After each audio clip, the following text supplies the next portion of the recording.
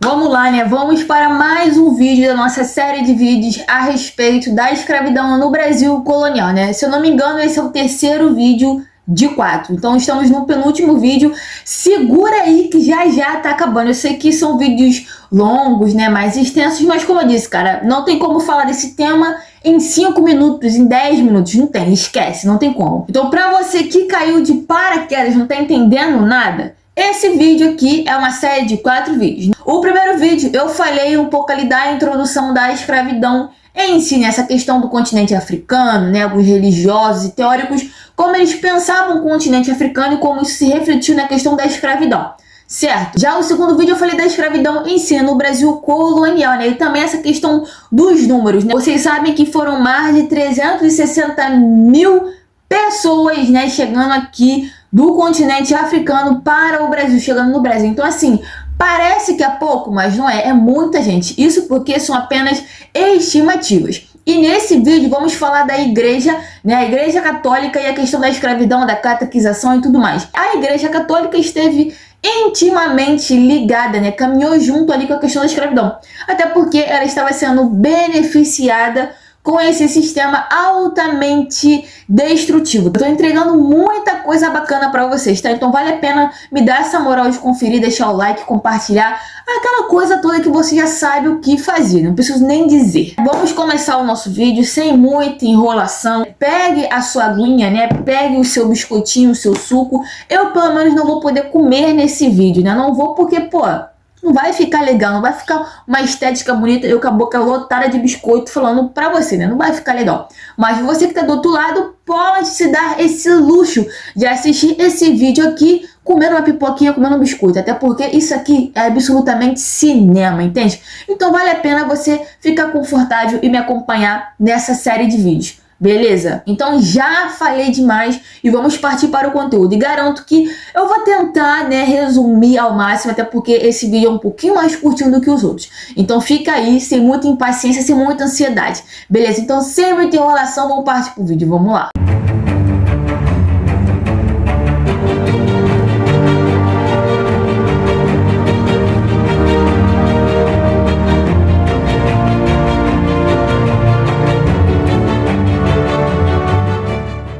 Vocês já devem estar careca de saber, né, a instituição católica, né, a Igreja Católica, ela vai ser muito importante para a manutenção do regime escravista no Brasil colonial, no Brasil imperial, né, ao longo dos séculos. Até porque ela meio que passava pano para esse regime, né, para a escravidão dos africanos, né, ela passava pano até porque ela estava sendo beneficiada, tá? É muito importante você entender isso, porque quando a gente fala de escravidão indígena, vocês vão ver muito a Igreja Católica, né, principalmente a Companhia de Jesus, né, os jesuítas, muito combativos, né, muito contra essa questão da escravidão indígena. Já na escravidão africana, eles já vão ser mais a favor, tá ligado? Eles até vão pensar, né, um pouco a respeito disso numa questão mais humanista, né, de tratar aquela pessoa como uma pessoa, mas mesmo assim eles ainda vão justificar aquela atitude, alegando o quê? Fala pra mim, você que já assistiu os 2 vídeos passados, fala pra mim. Até porque eles tinham muito essa questão do paganismo, né? Eles viam o continente africano como um lugar pagão. Aquelas pessoas que estavam ali no continente africano eram pessoas que estavam cometendo pecado, né? Eram pecaminosas. Até porque eu falei também da cor da pele, né? A cor negra, a cor preta era vista como a ausência da graça divina. Já o branco era pura divindade, né? Aquela pureza. Então tinha muito esse discurso religioso, tá ligado? Então isso vai ser muito importante para a manutenção desse regime escravista no Brasil. Como eu falei alguns segundos atrás para vocês, né, que alguns setores da Igreja Católica estavam se beneficiando com esse regime, cara, a Companhia de Jesus é um exemplo disso, né?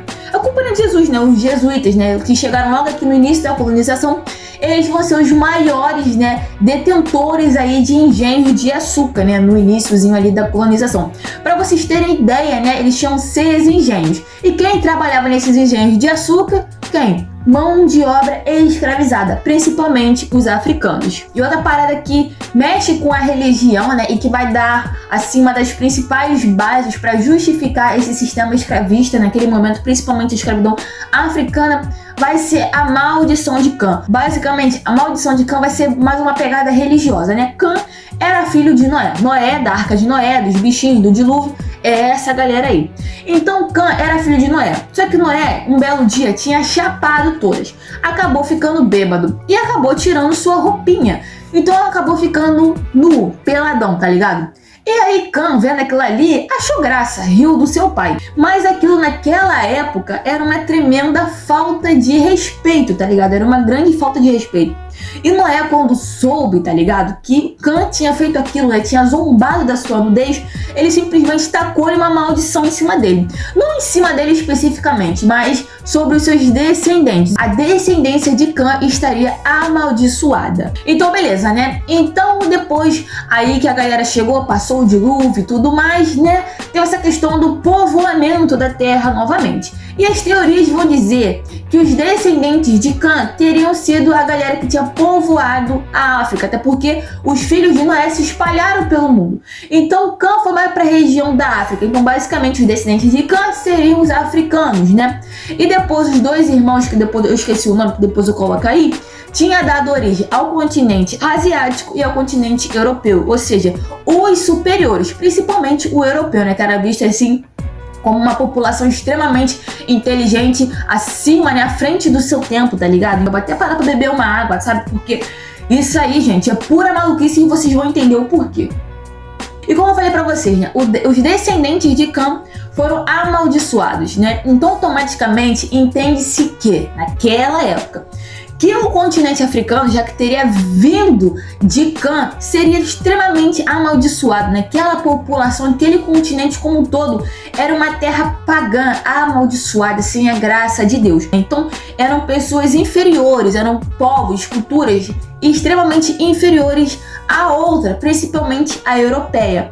Mas a gente sabe, né, estudos bem mais recentes vão dizer que essa maldição de Cã em relação ao continente africano já caiu por terra há muito tempo, até porque essa maldição de Cã em relação aos seus descendentes já tinham se cumprido lá nos tempos bíblicos, tá ligado? Não tinha nada assim mais pra modernidade, tá ligado? Não, isso se cumpriu lá nos tempos bíblicos. Agora vamos falar da catequização. Vocês sabem muito bem, né, que teve essa questão da catequização com os indígenas e com os africanos não vai ser diferente nesse quesito. Como eu disse pra vocês anteriormente, né, essa questão do resgate dos africanos daquele lugar pagão, daquele lugar ruim, daquele continente ruim, daquela cultura inferior, aquela cultura ruim. Então eles estariam pegando aquelas pessoas à força, tacando em porões de navio à força e trazendo para um novo mundo, para um mundo iluminado, abençoado por Deus. Entende? Era basicamente essa maluquice que eles tinham na cabeça. Então tinha essa questão do resgate,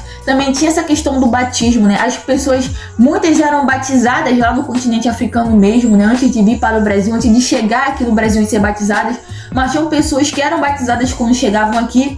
E você sabe, né? A partir do momento que elas são batizadas, o seu nome troca. Então, a sua identidade já era apagada ali. Você já não poderia mais fazer o seu culto, né? Acreditar nos seus deuses. Você não poderia. Acabou. Agora você tem que acreditar no Deus cristão, no Deus católico, nos santos católicos. Você não pode adorar aquele Deus que você adorava lá na sua cultura, lá na África. Não, esquece isso. Acabou. Tanto que entra essa questão do sincretismo religioso, né? Aqui no Brasil, você vê que, por exemplo, né, tem o feriado do Santo Católico e nas religiões de matrizes africanas representa uma entidade, tá ligado? Então tinha muito essa questão para eles poderem cultuar as suas entidades, os seus deuses ali naquele momento, entende? Naquela sociedade que estava reprimindo ao máximo a sua religião. Outro fator, cara, que vai ser muito importante para essa questão da catequização dos africanos vai ser a introdução das histórias dos santos pretos, né? Olha, vocês têm figuras para se espelharem.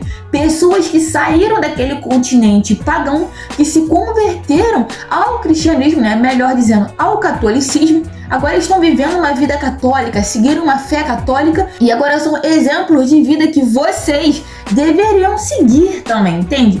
Então meio que, pra mim, me passou aquela vibe de: isso aqui tá me cheirando lorota, isso aqui não existiu coisa nenhuma, mas isso aqui é mais um instrumento de catequização, de dominação sobre esses povos. E os principais santos, né, que foram utilizados nessa questão do culto e da catequização foi Santa Efigênia, e Santo Elesbão. Eu não sei se fala assim. Eles eram da região ali da África, né? Se eu não me engano, a Santa Efigênia era da Núbia e o Santo Elesbão era da Etiópia, né?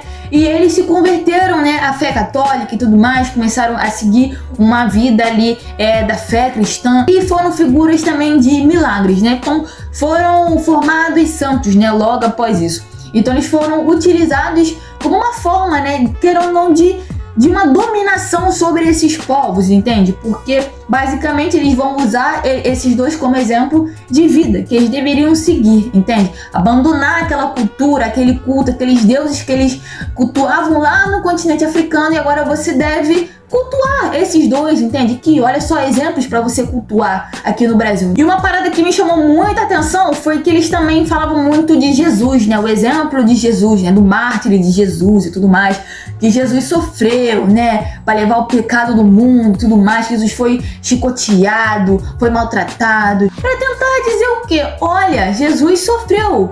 Vocês também vão sofrer que nem Jesus, mas Jesus venceu, ele ressuscitou, ele venceu tudo isso, todas essas dores do mundo, né? Ele levou o pecado de todo mundo, e você também vai ser chicoteado, vai ser maltratado, vai ficar aí trabalhando aos montes até morrer, mas lembre-se, Jesus também aguentou tudo isso, você também pode aguentar. Quando eu li, eu achei um extremo absurdo, eu falei, mano, na moral, a galera também, assim, viajava muito, como é que você vai comparar, né, Jesus e tudo mais, né, ali o sofrimento de Jesus, uma pessoa que vai estar ali sendo chicoteada todo santo dia, tá ligado? Que foi forçada a entrar num navio extremamente precário, insalubre, para atravessar meses e meses um oceano e chegar aqui e viver uma vida miserável, tá ligado? Como é que...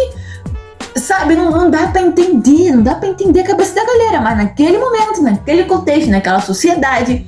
Isso era tipo assim, nossa, que lindo essa comparação, faz todo sentido, mas a gente sabe que, mano, não faz sentido nenhum. E é isso, gente, esse foi o vídeo, tá? Como eu falei pra vocês, é um vídeo mais curtinho, não sei se esse vídeo ficou curto, né, até porque eu ainda vou editar um material bruto que deve ter dado uns de 30 a 40 minutos, né, então eu não sei depois de quantos cortes eu vou fazer no vídeo, né, porque eu também falo demais e às vezes tem que cortar, coisa que eu falo, né, fica muito repetitivo, não sei quanto tempo vai dar, mas aparentemente foi um vídeo curto, né, da nossa série, né, comparado aos outros dois. Espero que vocês tenham gostado do vídeo, tá, aprendido mais alguma coisinha a respeito desse tema da escravidão no Brasil colonial. Pra você, né, que deve ter pensado, ela não vai falar da escravidão no Brasil imperial? Claro que eu vou falar. Relaxa, eu vou falar a respeito disso, é porque eu tô indo por partes, tá ligado? Eu tento transmitir esse tema pra você de uma forma mais tranquila, simplificada e resumida, mas se você quer realmente mergulhar nesse tema, é indispensável que você sente e estude, leia livros, artigos, veja filmes, entende? Veja documentários, até porque, como eu disse, isso aqui é só um resumo, mas se você quer ir muito além desse vídeo aqui, não adianta, você tem que sentar o rabicó e estudar, até porque você vai enriquecer ainda mais, né, o seu conhecimento, vai enriquecer ainda mais o seu repertório a respeito desse tema e sobre outros também. Então é isso, gente, se você gostou, já sabe o que fazer, né? É muito importante a gente propagar conteúdos sérios e verdadeiros, né, pra gente sair um pouco dessa questão da fake news. Eu não tô dizendo que eu sou a verdade em pessoa, mas, pô, não tô aqui dizendo merda, tá ligado? Então é muito importante que você me ajude, né, a compartilhar esse conteúdo para que esse conteúdo chegue em mais pessoas, porque aquela coisa, ainda tem gente que ainda pensa nessa questão da maldição de Cã. Pra você ver, no século 21, em 2025, tem gente que ainda pensa sobre isso. Então é importante a gente propagar essa mensagem, propagar conteúdos, né? Menos dancinha e mais conhecimento. Então me ajude, tá? Me dá essa moral aí, deixa o seu like, compartilhe. E se você é novo aqui no canal, já sabe, se inscreva e ative as notificações para você não perder absolutamente nada, e vale a pena você conferir os outros vídeos, até porque aqui tem vídeos sobre tudo, era moderna, era Vargas, Estados Unidos, história de Portugal, tem muita coisa maneira para você conferir. Se você gostou da minha pessoa e quiser me seguir no meu Insta pessoal, tá aí no meu Insta de história no TikTok também. Então é isso, gente, muito obrigada por assistir até aqui e até o próximo vídeo, valeu!